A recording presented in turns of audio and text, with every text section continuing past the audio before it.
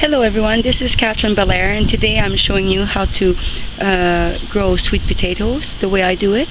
What I did, I purchased a sweet potato locally grown in Ontario, and I let it soak in a cup of water.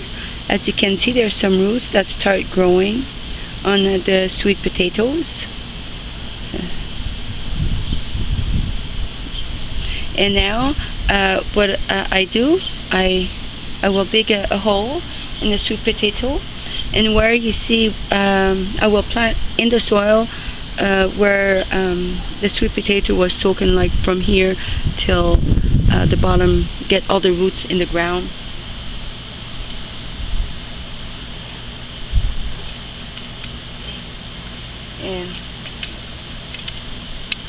And that's all there is to it.